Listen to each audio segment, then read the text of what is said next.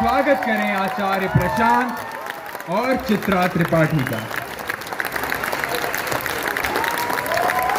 तालियां रुकनी नहीं चाहिए।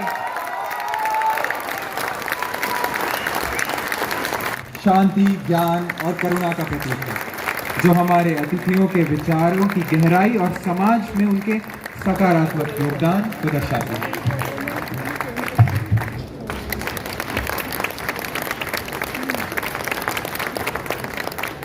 भगवान बुद्ध की प्रतिमा शांति, ज्ञान और करुणा का प्रतीक है, जो हमारे अतिथियों के विचारों की गहराई और समाज में उनके सकारात्मक योगदान को दर्शाती है। खड़े होकर जोरदार तालियों के साथ फिर से स्वागत है।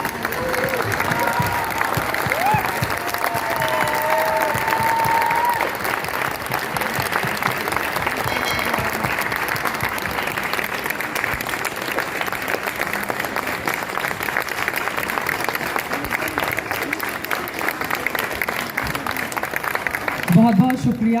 और भगवान बुद्ध की मूर्ति हमारे सामने है, तो मैं बुद्धम शरणम गच्छामि, धम्मम शरणम गच्छामि, मैं अपना अनुभव शेयर करते हुए 4 लाइन में फिर मैं आगे बढ़ूंगी। मैं गोरखपुर की रहने वाली हूँ और 2005 की बात है। वहाँ पर मुझे बड़ा शौक था, मैं बहुत सामान्य परिवार में जन्मी, तो मुझे बड़ा शौक था मैं दिल्ली जैसे शहर में जाके नौकरी करूँ। क्या ये ख्वाब कभी सच हो पाएगा, नहीं हो पाएगा? तो कुछ लोगों की अब मध्यम वर्गीय सामान्य परिवार का बच्चा क्या करता है, अपने टीचर्स के पास जाकर या जो भी उसको योग्य लगता है उसके पास जाकर वो अपनी बातों को कहता है। तो मुझे आज भी अच्छे से याद है, ये 2005 का वाकया है कि जब मुझे कहा गया था कि इस लड़की के तो बड़े पंख निकल आए हैं, गोरखपुर में काम नहीं करना चाहती, इसको तो दिल्ली दिखाई देता है। और हम लोगों के पास उतने संसाधन भी नहीं थे, दिल्ली तो बहुत दूर की बात थी, टिकट खरीदना तक के लिए 10 बार सोचना पड़ता था। लेकिन आज मैं एबीपी न्यूज़ चैनल में वाइस प्रेसिडेंट हूँ। मैं यहाँ पर रात के 9 बजे और शाम के 5 बजे का शो करती हूँ। और बहुत सारे आलोचक ज़िंदगी में आए, ज़िंदगी में चले गए, लेकिन जब हम अपने आत्मविश्वास को साथ में लेकर चलते हैं कि कुछ भी हो जाए, चिड़िया की आंख यही है, वही देखना है अर्जुन की तरह, तो फिर हमें इधर उधर भटकना नहीं चाहिए, खासतौर से युवाओं के लिए, क्योंकि अगल बगल बहुत सारे ऐसे लोग आचार्य जी हमारे जीवन का हिस्सा होते हैं, चाहते न। और आजकल तो दिक्कत ये हो गई है कि अपनी खुशी में आदमी खुश नहीं होता है, दूसरों की खुशी देखकर वो ज्यादा परेशान हो जाता है। तो ऐसे लोगों से बहुत बच के रहने की जरूरत है, और खासतौर से जो नकारात्मकता फैलाते हो। अब मैं आ जाते हैं आपके बहुत सारे वीडियोस में, मैंने देखा है श्रुति और स्मृति का आप जिक्र करते हैं और लोगों को समझाते हैं कि लोगों को इसके बारे में फर्क नहीं पता। तो आज इतने सारे लोग, बहुत सारे यकीनन होंगे जिनको नहीं जानकारी होगी, तो आप कैसे बताएंगे कि श्रुति क्या है, स्मृति क्या है, और ये दोनों हमारे जीवन को लेकर आगे कैसे बढ़ते हैं? धन्यवाद आपका, आपने बहुत अच्छा मुद्दा उठाया।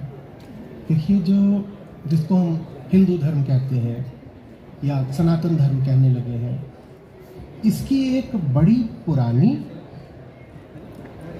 और बहुत सारी शाखाओं वाली धारा रही है। जैसे एक बहुत लंबी नदी हो, तो उसमें हम जानते हैं ना, उसमें से बहुत सारी शाखाएं टूटती भी हैं और बहुत सारी छोटी नदियां आकर के उसमें मिलती भी हैं। हम कहते हैं ट्रिब्यूटरीज, डिस्ट्रीब्यूटरीज। तो ऐसा ही रहा है। तो उधर समझ लीजिए कि अफ़गानिस्तान से लेकर दूर आसाम तक और अरुणाचल तक, और उधर इतना लंबा, उधर कश्मीर से लेकर के नीचे कन्याकुमारी तक, और 2000 साल इधर और 2000 मान लीजिए करीब 4 से 5000 साल का दायरा, जब सारा जो बौद्ध साहित्य था वो रचा गया। और संवाद के, संप्रेषण के बहुत अच्छे साधन उपलब्ध नहीं रहे, क्योंकि हम बात कर रहे हैं ईसा से भी 2-2.5 हज़ार साल पहले की। लेकिन बहुत सारे लोगों ने अपनी क्षमता के अनुसार जो भी उन्हें ऊंची से ऊंची बात लगती थी वो उन्होंने लिखी। तो एक बहुत डाइवर्स किस्म का, कह लीजिए कि संकलन, कलेक्शन पैदा हो गया। तो फिर ऋषियों ने कहा कि इसमें से जो कोर, केंद्रीय बात है उसको अलग कर देते हैं और बाकी बातों को अलग कर देते हैं। रखते दोनों को हैं पर एक भेद पैदा कर देते हैं। जो कोर बात है, बिल्कुल जनमानस की भाषा में समझा रहा हूँ, ताकि वरना श्रुति स्मृति ऐसा लगता है कि बहुत टेक्निकल बात हो गई, तो बहुत मैं उसको ज़मीनी तौर पर समझाने की कोशिश कर रहा हूँ। तो जो कोर बात है उसमें कोई छेड़छाड़ हो ही ना सके, ये निश्चित किया गया। और जो दूसरी चीज है, उसमें पूरी आजादी दी गई कि तुम्हें जो करना है करो। तो दो अतियां निर्धारित करी गई, कुछ शास्त्र, कुछ किताबें एक तरफ कर दी गई और कहा गया कि इनको छेड़ मत देना। उनको कहा गया अपौरुषेय। अपौरुषेय माने ये इंसान की नहीं आई है। कहा गया कि ये इंसान की है नहीं, तो इंसान इनमें रद्दोबदल कैसे कर सकता है? इंसान इनका संपादन नहीं कर सकता, इंसान इनमें एक ध्वनि भी आगे से पीछे नहीं कर सकता। और दूसरी ओर एक बहुत विस्तृत संकलन साहित्य का रखा गया, जिसमें कहा गया कि आप जब चाहो जो चाहो जोड़ सकते हो। जिसमें हम कुछ नहीं बदल सकते, वो सनातन धर्म का मर्म है, वही सनातन धर्म है असली, और उसका नाम है श्रुति। उसका नाम है श्रुति।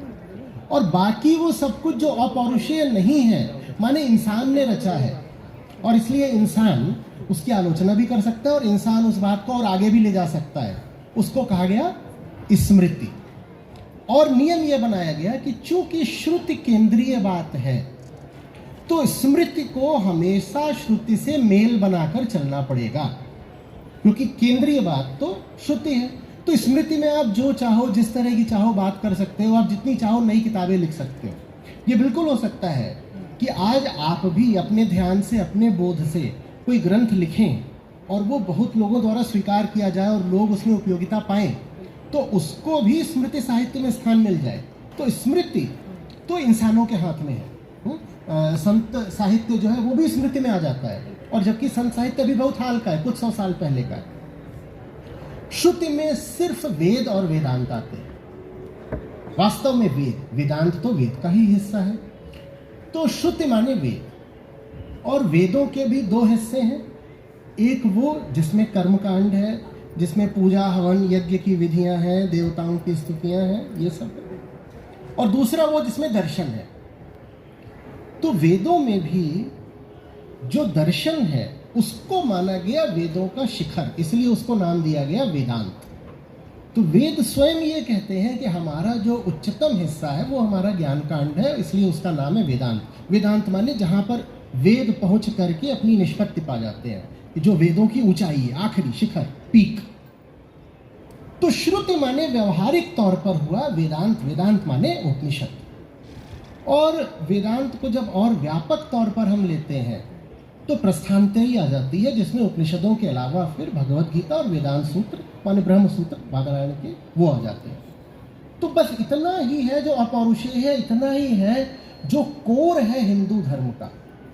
बाकी जो सब कुछ है वो बढ़िया है, अच्छा है, उसमें लालित्य हो सकता है, सौंदर्य हो सकता है, पर वो पूजनीय सिर्फ तब है जब वो उपनिषदों के साथ चलता हो, अन्यथा वो बहुत अच्छा साहित्य माना जाएगा। श्रुति आगे है, स्मृति पीछे बिल्कुल है, बिल्कुल है।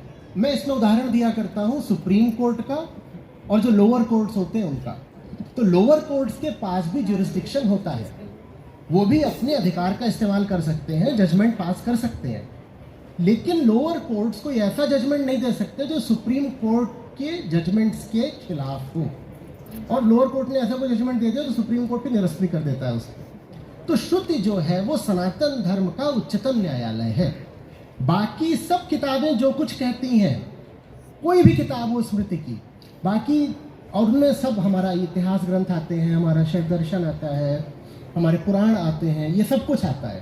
तो कह रहे हैं ये अच्छी बातें हैं, ये सब है, इसमें कहानियाँ हैं बहुत सारी, ये है वो है, सब ये सारी बातें सुंदर है, पर हम उनको धार्मिक, आध्यात्मिक, पूजनीय सिर्फ तब मानेंगे जब वो उपनिषदों के साथ चलती है। अगर स्मृति की बातें उपनिषदों के साथ नहीं चल रही तो फिर स्मृति को भी नहीं माना जाएगा।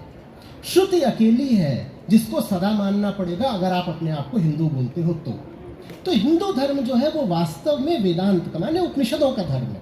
लेकिन चूंकि जैसा हमने कहा इतना पुराना है और एक इतना विराट क्षेत्र था जहाँ पर साहित्य की रचना हुई और सबने करी, तो हजारों ग्रंथ आ गए। और आज भी ऐसा सहिष्णु है सनातन धर्म कि सबको अपने अपने ग्रंथ रचने की पूरी छूट है। आप जो कहना चाहते हो आप कह सकते हो, कट्टरता नहीं है। ऐसा नहीं है कि एक बात है, एक किताब है और कोई नई किताब आ नहीं सकती। आप चाहते हो आप आज भी कुछ बोल सकते हो। लेकिन एक व्यवस्था कर दी गई है कि भाई जो कुछ बोलना ऐसा बोलना कि उपनिषदों से वो मेल बिना कर चले। उपनिषदों के ही खिलाफ हो गए तो फिर जो तुम्हारी बात है वो तुम्हारे लिए ठीक हो सकती है, पर फिर आप ये नहीं कह सकते कि वो बात सनातन है। अब गड़बड़ क्या हो रही है कि स्मृति की जो बहुत सारी व्याख्याएं हैं जो आज प्रचलित हैं वो श्रुति सम्मत है ही नहीं, और अगर स्मृति की व्याख्या श्रुति सम्मत नहीं है तो वो स्मृति फिर हिंदू धर्म की नहीं मानी जा सकती। और ज्यादातर जो हिंदू हैं जब उनसे कहा जाए कि तुम कौन से ग्रंथ को पढ़ते हो, पालन करते हो, तो वो किसी स्मृति ग्रंथ का ही नाम लेंगे। स्मृति ग्रंथ को आप पूजें, ये निसंदेह अच्छी बात है, लेकिन आपको स्मृति का अर्थ वो करना पड़ेगा जो श्रुति के साथ चले। अगर आप स्मृति को पूज रहे हो और उसका अर्थ ऐसा है जो उपनिषदों की बात से बिल्कुल अलग है, जो कि हो रहा है आज, 99% लोग स्मृति को न जाने क्या अपना मनगढ़ंत अर्थ दिए हुए हैं, तो फिर वो जो आप स्मृति का अर्थ कर रहे हो वो आपको मुबारक हो, लेकिन वो सनातन अर्थ नहीं। कई बार बदली हुई परिस्थितियों में हमने, अब तुलसीदास जी ने जो लिखा है उसको भी समय समय पर परिवर्तित किया जाता रहा है, और हमने देखा है कि मौजूदा वक्त में उसको लेकर कितने सवाल रामचरितमानस के तौर पर भी उठते हैं। अब उस पर नहीं जाते हुए बहुत सारे लोग हैं यहाँ पर, क्योंकि ये चर्चा चलेगी तो शास्त्रार्थ को लेकर बहुत लंबा विषय होता है और उसमें काफ़ी वक्त लग जाता है। जो युवा आबादी इस वक्त हमारे सामने है उनके लिए आपके पास क्या खास है? कई बार हमने देखा है अपने आत्मविश्वास को कमज़ोर करते हुए, अकेले बैठकर रोते हुए, अगर कहीं फेल हो गए तो कई लोगों के दिमाग में गलत कदम उठाने की भी इस तरह की भावनाएं आती हैं जो बहुत बुरी होती हैं। कई अपने परिवार से या समाज से एक दूरी बना लेते हैं। तो ऐसे लोग जो हमारे सामने हैं जिनके जीवन की ये अलग अलग व्यवहारिक समस्याएं हैं, उन समस्याओं को ये कैसे दूर करें? और इससे भी इधर देखिए सोशल मीडिया का आचार्य जी जमाना है और मोबाइल पर सब कुछ केंद्रित है और मोबाइल का इस्तेमाल ये लोग ज़्यादा करते हैं, लेकिन मोबाइल की एक दिक्कत ये भी है कि जो हम पढ़ते हैं वो बहुत लंबे समय तक याद नहीं रहता, जबकि अगर हम किताबों में उसको पढ़ेंगे तो वो बहुत लंबे समय तक हमें याद रहता है। तो इनके लिए आपके पास क्या शिक्षा है ताकि ये अपने जीवन को बदल पाएं और जो भी इनका लक्ष्य है, जो सपना है, अपने माँ बाप की जो इच्छा है या समाज के लिए इनका जो कॉन्ट्रीब्यूशन होना चाहिए उसमें ये आगे बढ़ सके? जवान आदमी को मजबूरी एकदम शोभा नहीं देती, एकदम।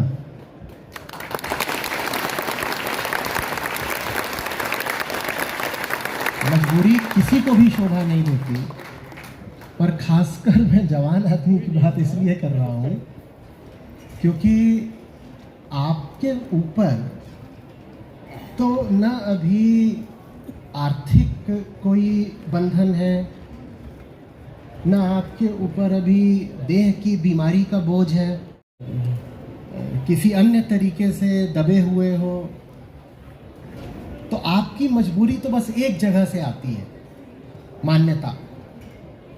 मान्यता,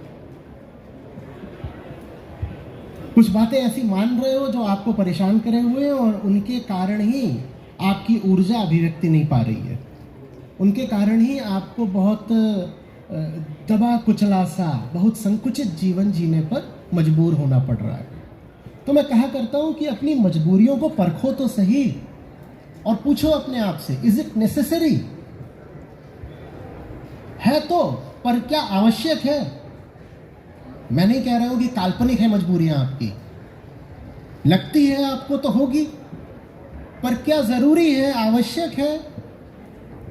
अब आवश्यक में भी फंस जाओगे। कई लोग कह देंगे आवश्यक तो सब्जेक्टिव होता है, हमें लगता है आवश्यक है, तो अब मैं उसको, और क्या अनिवार्य है? Is it compulsory? और अगर नहीं है तो ये देखो कि आपकी मजबूरी फिर आपका चुनाव है। जो चीज अनिवार्य नहीं है पर है, इसका मतलब वो चुनी गई है, चुनी गई है ना। तो जो आप चुन करके जीवन में ला सकते हो उसको आप चुन करके जीवन से हटा सकते, बोलो, हटा भी तो सकते हो ना। हाँ, तो देखो कि जो भी आपको तकलीफें हैं, दुख हैं, विषमताएं हैं, वो आपके चुनाव हैं और वो जिंदगी में आपकी तभी तक है जब तक आप उनको पाल पोस रहे हो, दाना पानी दे रहे हो। हम अपनी तकलीफों को, अपनी कमजोरियों को खुद ही पोषण देते हैं। जिस दिन तुम अपनी कमजोरियों को, मजबूरियों को दाना पानी देना बंद कर दोगे, उस दिन ताकत अपने आप प्रकट हो जाएगी, बाहर आएगी। वेदांत कहता है ताकत बाहर से कहीं नहीं खोजनी पड़ती, ताकत तो स्वभाव है। ताकत स्वभाव है, सब ताकतवर है, यहाँ कोई नहीं बैठा है जिसमें ताकत नहीं है, ताकत स्वभाव है। लेकिन ताकत के ऊपर झूठ मूठ की कमजोरी, मान्यता हमने पकड़ रखी होती है जबरदस्ती। जिस दिन जो पकड़ रखा है कमजोरी बना करके उसको छोड़ देते हो, उस दिन वो जो ताकत है वो उद्भूत हो जाती है, वो मैनिफेस्ट करने लग जाती है अपने आप को। लेकिन हम उल्टा करते हैं, जवान लोग भी, दूसरे लोग भी। हम कमजोरी पकड़े पकड़े बाहर कहीं ताकत खोजने निकल पड़ते हैं। कमजोर तो रहेंगे, कमजोरी पकड़ रखी है अपनी, बड़ी प्यारी लगती है कमजोरी, मजबूरियों में बड़ी सुविधा लगती है। ऐसे थोड़ी मजबूरियां पकड़ी जाती हैं, उनसे कुछ सुविधा मिल रही होती है, तो वो सब तो पकड़ रखा है। लेकिन साथ ही साथ ताकत भी चाहिए। ताकत चाहिए तो क्या करेंगे? बाहर जाकर के ताकत खोजेंगे, कहेंगे I will be an achiever, I will go out and B strong. बाहर कुछ नहीं मिलेगा। जो भीतर अपने दुर्बलता, झूठ मूठ, जबरदस्ती पकड़ रखी है, उसको गौर से देखो और देखो कि विकल्प है उसको छोड़ने का, छोड़ दो।